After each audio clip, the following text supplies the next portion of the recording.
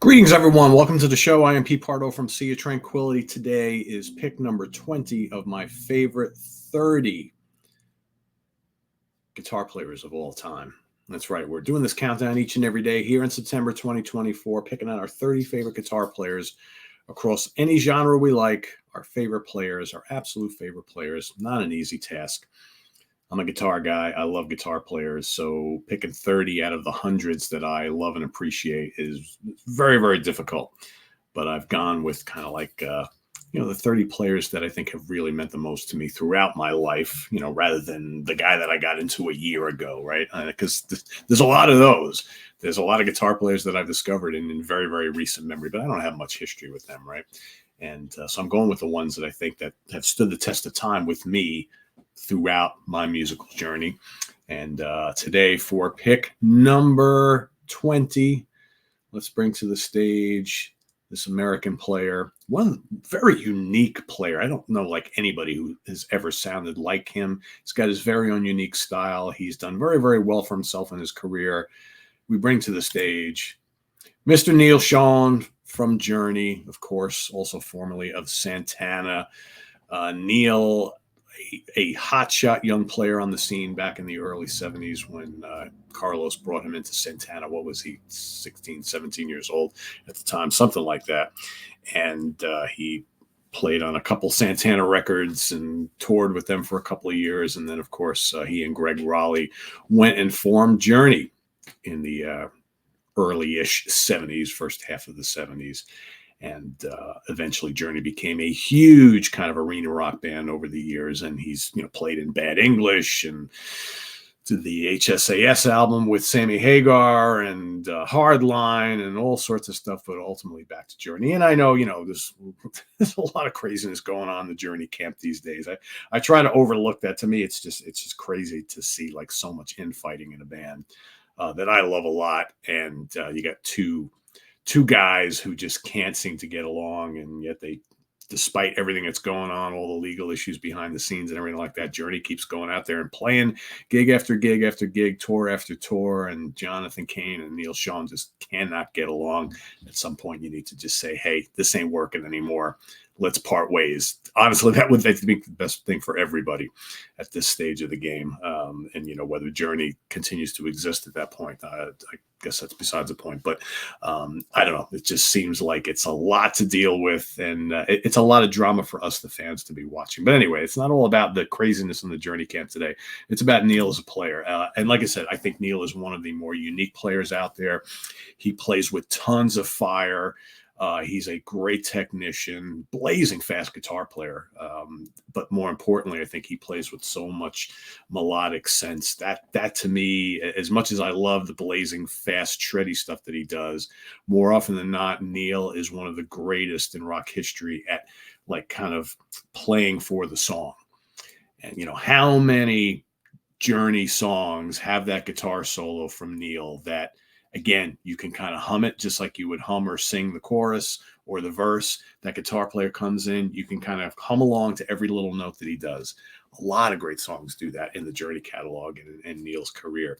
He's got a bunch of really, really strong solo albums too. And some of his solo albums, he does a little more jazzier things and whatnot. So just a real accomplished player who can burn, but who also knows how to write a great song, write a great riff, write a great solo. So let's talk about my favorite albums featuring his guitar playing. Well, I have to start kind of back at the beginning of the Journey with the self-titled first Journey album, which I think is absolutely tremendous. So here, again, coming from Santana, he and Ansley Dunbar and Greg Raleigh and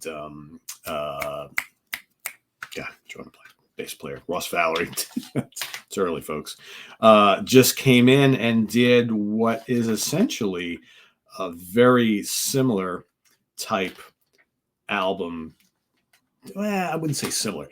There's a lot of the things that he learned in Santana on this record, but more importantly, there's this kind of prog and fusion element that's going on too. So you got this mix of instrumentals, which are very much fusiony, proggy, right? And then you got some blistering hard rock tunes and whatnot. So yeah, great stuff on here. Of a Lifetime is a absolutely tremendous song. And if there are people who are like maybe casual Journey fans, but maybe don't know these early records. They only like the Steve Perry stuff. Man, Of a Lifetime is just absolutely sensational. It's great vocal from Greg, but more importantly, man, the guitar playing on that is just so good. It's just a very, very cool track. In the Morning Day is excellent. Howtek, another very cool, instrumental workout for the band to play some music, kicks ass. Topaz is also really good. Mystery Mountain and My Lonely Feeling Conversations. I mean, there's just great riffing on here, great soloing on here, great Hammond organ and vocals from Greg. So overall, really, really cool album. Again, so much different from anything they would do later on and throughout the rest of their career. But as a cool kind of like anomaly early in their career, the Journey album is just absolutely fantastic. So that's my first pick. Second pick, I got to go with my favorite Journey album of all time. I got to go with Infinity.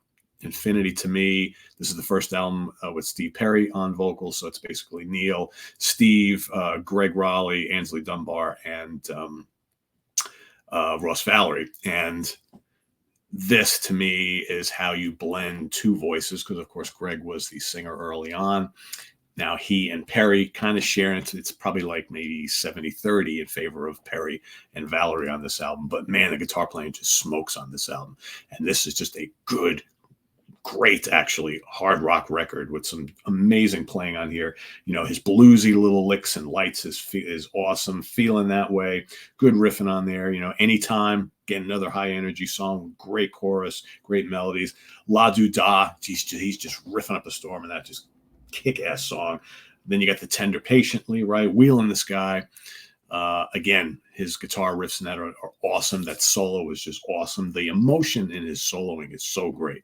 There's so much feeling in his playing. Something to Hide, tremendous. Perry is just like off the charts good on that. And then, of course, you got the great Winds of March, which is kind of proggy. And again, his tasty solos and the riffs in that are so good. Can Do, Open the Door, spectacular. This is just such a great, to me, this is, they have much, much bigger albums, obviously, with more hits and things. But this, as far as like one of the more, I don't want to say it's obscure because it's not obscure, but one of the earlier albums in their catalog before they got really big, to me, this is the strongest. There's just so much great material on here. And for those who say, Journey's not a rock band, they're a bubblegum pop band, listen to this. It's not that at all. And then my third pick is going to be a kind of one-off that when it came out, I just absolutely fell in love with, and I still love it to this day, and I wish they would have done more. And that's the Through the Fire album from Hagar, Schon, Aronson, and Shreve. All right, so you got Neal and Michael Shreve getting back together for the first time since their Santana days. Kenny Aronson, who's played with everybody, and of course, Sammy Hagar. This is pre him joining Van Halen. And this is just terrific because it kind of brings together that Montrose sound, from Sammy's days of Montrose, the heavier stuff of Journey, a little bit of the fire from Santana. And Neal's guitar playing is just absolutely molten on this album. It's like this was really the first time that we got to hear Neal in like this heavy rock mentality. And I thought this was great. And I was like, I want to hear more. But that was it. Just basically do the live show. I think they played a couple gigs and do the album. And part of the album is record live during one of the shows. And that's it. And after all these years, they never did anything else again together, which I think is a travesty. But Top of the Rock is so good. Catchy, big riffing, crazy soloing on this album. Missing You's a good kind of ballad thing. You got animation, heavy. His guitar playing is just big and metallic. Valley of the Kings, just absolutely killer. Giza, killer. They do a cover of Wider Shade of Pale, which is from Procol Harum, which is kind of cool, but I would have rather heard another original track. Hot and Dirty rocks. He Will Understand. Kind of ballady, but still pretty rocking. And then My Hometown, it's just Neal is just like exploding on that. It's just some lethal guitar playing. This probably out of all the albums he's ever appeared on, probably my favorite as far as pure unadulterated Neal Schon guitar playing. So that's my number 3 pick. And then as far as my favorite guitar solo, again, there's a million great ones. It's kind of hard to pick just one. But I went with the one that I always thought was just so beautiful, spectacular, so lyrical, and ultimately so memorable. It's got a little bit of chops, but it's, again, I go back to the whole thing, playing for the song and creating a solo that you remember every little note and you can sing along, hum along to it, right? And that's got to be Who's Crying Now from the Escape album. It's a perfect solo. It's so well constructed, and as he just takes you through the journey of journey of the latter part of the song, and from the very first note till the end, it's just amazing. I have it swimming around in my head right now as we speak. It's just a great solo, and it's kind of cool. It's another one of those cool solos that try and learn how to play, right? Because it's got like nice little twists and turns. It's very melodic, and the phrasing is good. And again, he shows some restraint on it, but it's just a perfect solo. So yeah, Who's Crying Now is my favorite guitar solo from Neal Schon, and First Journey album, Infinity, and the Through the Fire album from HSAS are my 3 favorite albums from him featuring his guitar playing. So let us know what you think of Neal Schon down in the comments below, as well as your pick for today, pick number 20. And we'll see you tomorrow for number 19. Visit us on the web at www.seatranquility.org. We're on Facebook. We're on YouTube all together all the damn time. Please subscribe if you haven't already, and click on that notification bell so you get alert of all of our content as it posts. You can also sign up as a member as well. Those options are available here as well if that's the way you'd like to contribute to the channel by becoming a member and making a monthly contribution. We've also got our Ko-Fi page as well if that's easier. You just want to kind of do it occasionally, you can do that as well. We've also got the link to our merch page below and our Cameo page if you'd like me to do personalized videos for you. That's available as well. So thank you so much for watching. Stay tuned. New album review day here on this Wednesday. What's Hot with Sea Tranquility Day. Should have a few for you here today. And we will see you soon here with more stuff. I'm Pete Pardo. Thanks for watching, everybody. Take care. Bye-bye.